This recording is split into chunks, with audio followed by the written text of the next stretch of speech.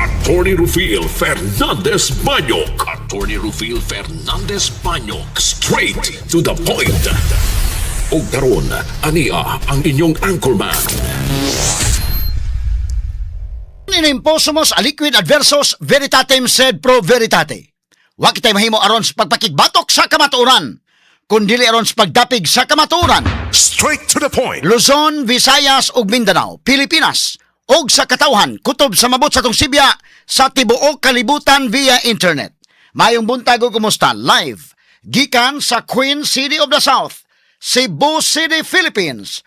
Welcome nining atong tulumanon ug inyong tulumanon. Straight to the point. Kini lang po nyo boss ng lagad sa kahanginan sa kasamang Rufil Fernandez Banyok. Bawi pa na makikuban kaninyo nining laing adlaw sa atong pagpakigbisok. Adlaw karon may galang nga Sabado, Pitsa 22 na, buwan sa Agosto tuig 2026. Straight to the point. Sa gihapon, natagan tagpagtaga ng mga issues nga may labot ang lungsod, nagbagang mga expose, naguna mga reports, dinhilamang gihapon mga higala sa atong pagban-uban, nining atong tulumanon ug inyong tulumanon. Straight to the point. Naguna sa ato maisgutanan karon nga buntaga mga higala, lokal nga kagamhanan sa Dakbayan sa Bugon nihimo nagpasiunang mga lakang sa naporma nga dako og lawom nga sinkhole sa may barangay Guadalupe sa maong syudad. Straight to the point. Samtang gibutangan kini og net aron di maduol ang dili na maduol ang maong lungag. Straight to the Og point. ang kordon nga gibutang giatras og 20 metros gikan sa lungag tungod kay nagsigi pa og lihok ang yuta og posibleng mudako pa ang sinkhole. Straight to the point. Kuyawa aning kalakiha mahigala murag salin pa baka na sa linog dai natandog siguro sa ilaw mga plates ani mga higala na unsa ba kang hitabuan perti ba ka lawom ini mong sinkhole mga sukit tig paminaw. Dako kayo mahigala ang nakankan nga yuta. Matud pa ni buto kini ang mga iro may una nakabantay murag dunay ni dahunog. Taw-taon ni buto mahigala og ang yuta makailan ni hulpa. Straight to the point. Ang mga residente sa palibot gipabakwit una aron masiguro ang ilang kaluwasan. Straight to the point. Ang Mines and Geosciences Bureau 7 gipaabot nga mosusi karong adlaw sa maong sinkhole. Straight to the point. Kagantanig pagtagad lubutaga sa atong pagban-uban mahigala nining atong tulumanon ug inyong tulumanon. Straight to the point. Samtang sa laing bahin usa ka 14 anyos nga tinun-an sa Lutod National High School sa Pinamungahan nakuhaan og pistola. Straight to the point. Diha kini gisod sa iyang bag atol sa surprise inspection nga gihimo sa ilang mga magtutudlo. Straight to the point. Iyawan ng estudyante may gala sa una mga kagalaan. Ang atong bawnon kanadto kana mga duwa-duaan mga kagalaan. Magbaon tag syato, magbaon ta mahigalag kasing o guban pa. Karon nagbaon magpistola ning bataa. Sa una magbaon tag tansan, magbaon og julin.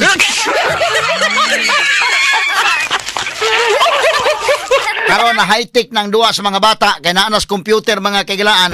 Kuyaw naman hinuog bawnon, ha? Straight to the point. Katarig pagtagad rubutaga sa atong pagban-uban usab nining atong tulumanon ug inyong nga tulumanon. Straight to the point. Samtang sa laing bahin sa kauluhan na Senate President Sherwin Gatchalian nibutyag nga doon na sila'y konsensus o nauyunan sa mga senator judges ang pagbalhin sa hapon sa impeachment trial aron matagaan og mas taas nga oras ang maong proceedings. Straight to the point. Wana nagsalimuang na. First time ni may galan doon ng impeachment nga nagsalimuang og unsang oras sa ibutang ang trial. Gikan na bitaw sa hapon gibalhin sa buntag. Karon gikan sa buntag gibalhin sa hapon.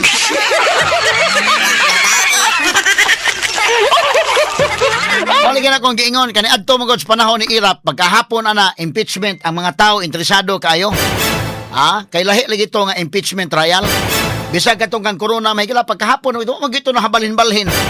Kani murag nawad ang interes ang mga tao murag gilaay mahikala kay baong mga tao nga may kabaw may unsa yung motibo ana. Kanang impeachment trial.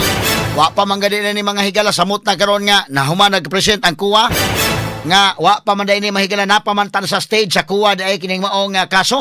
Straight to the point. Wa pa may final day mga higala nga say ang kuwa ani kung doon na bagyo di ay mga sukid di paminaw kakulian sa ila mga sukid di paminaw nga audit kay wa pa man mahuman napaman sa stage di ay ni mga higalang recommendation pa lang.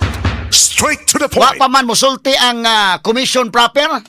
Straight to the point. Napaman sa period mga higala of appeal. Ato ni tagag pagtagad rubutagas tuban uban usab nining atong tulumanon inyong tulumanon. Straight to the point. Wala nga ang mga tao murag gilaay na mga higala Ang Senate Impeachment Court, ang mga senador nagsalimuang po asa man to ibutang ni. Primero gabi paghuman gibalin sa buntag, karon ibalik na po sa gabi ibalik sa hapon.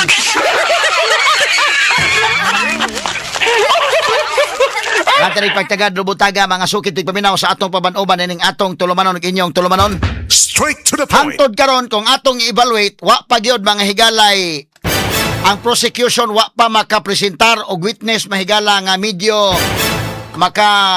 mabutang ta mahigala ba naka-establishar sila nga unta kanabang murabag medyo igo na ang vice presidente ba sa pagkakaroon wa pa katuyo ni store. Di lang po ta maghukom kay base pag doon na pa sa nila ang witness nga ilang nga kuhaon mga sugit tig paminaw. Basin pa di ay doon na pa'y bomba nga ipabuto. Basin doon na pa'y pasabog mga sugit tig paminaw kay so far wa pa gyud kining mga nabatian mahigala nga mga testimonya humana sa Quadcom, humana mahigala sa House Committee on Justice, way bag-o. Straight to the point. At pagtagad rubutaga sa atong pagaban-uban ining atong tulumanon ug inyong tulumanon. Straight to the Kining point. pagpresentar gani ni Gina Acosta, humana man dito man squad ko mga sugit tig paminaw. Pero atong pabuto ng cross-examination ani unsa mahigalay mahitabo. Kini risgo baya ni mahigala sa prosecution nga ilang gipresentar ni Gina Acosta day. Ha? Hostile witness. Sagol ni mahigala exhibition ang gihimo sa prosecution. Straight to the point. Delikado ang narrative ani unya inigabot sa cross-examination mga sukit tig paminaw. Ato paminawon unsay narrative nga ipagawas ani mga higalang Gina Acosta. Straight to the point. Maparihan ng Sulaika Lopez ba may ganit kawan na dayon nagpresent. Toni tagag pagtagad rubutaga sa atong pagbanuban ining atong tulumanon ug inyong tulumanon. Straight to the Kung point. presentar ka hostile witness dili na basta-basta oy. Labi na ni aron mahigala trial ni impeachment trial dili lang ang mga senator judges may naminaw ani dili ni confined within the four corners of the courtroom. Ang publiko nagtan-aw ani, ang tibok nasod nagtan-aw ani, tibok katawhan nagtan-aw ani. Unyag mo narrate na ron nga maing tao si Sara, ha? Makapalusot nagpangutana ang defense counsel ron nga narrate niya nga kana Sara dili gyud na kurakot mayong tao na unsa man na di.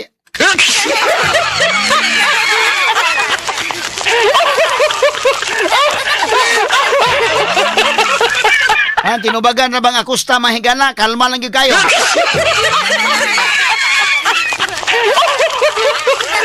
Mo Tagalog sa Acosta masagulan og Bisaya suko lang yun si Erwin Tulfo.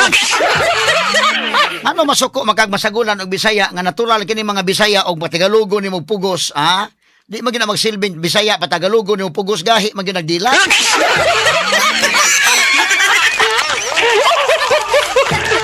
At bintahan lang ning Bisaya mga sugid tig paminaw kay naman mga panahon sa magkapabor ta ginagmay. Kay kanang bitaw may kaglanggam sa Tagalog kanang langgam nagkamang-kamang pa pero sa Bisaya wa na ang langgam naglupad na.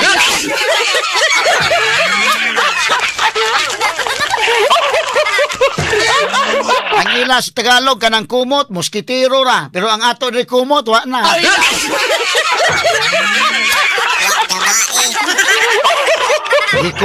Gikumot-kumot sa dakong kamot na.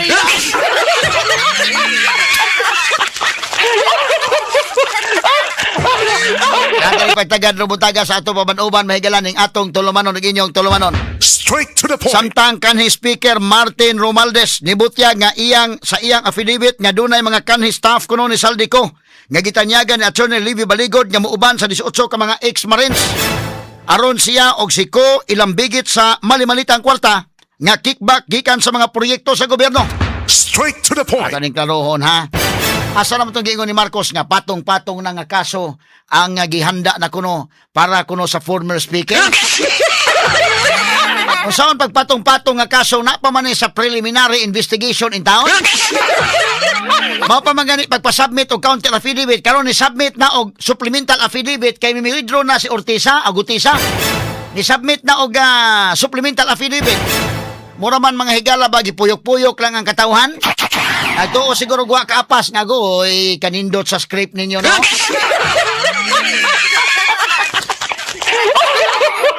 Duna na mahigalay kinini ang supplemental affidavit mahigalas Martin Romualdez nga ipabasura na lang ng kaso sa ombudsman. Sa may mahitabuan sa ombudsman, moingon pong ombudsman mahigala nga kuan no. At least mulutaw kuno nga si Marcos gusto na nga patong-patong nga kaso batok ni Romualdez kay dili kuno sa pangulo sa kanyang pamilya, pangulo sa nasod, moingon pong ombudsman atong gibisigan pero sa atong bantay mahimo kay ni-withdraw man ang mga witness.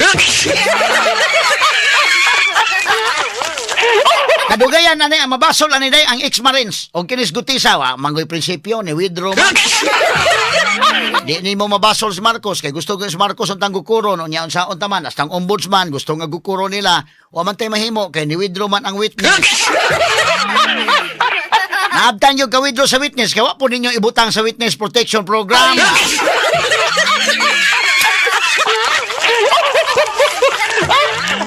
Atay tagad lubutagas tuban-uban karon ning atong tulumanon inyong tulumanon. Straight to the Kini uban pang mga isgutanan niyo mabati exclusive over DYHP RMN Cebu 612 sa dial sa inyong mga radyo sa 93.9 IFM. Yo! Shugbo! Andam na ba mo? Alas 6 sa buntag sugod na ang programa.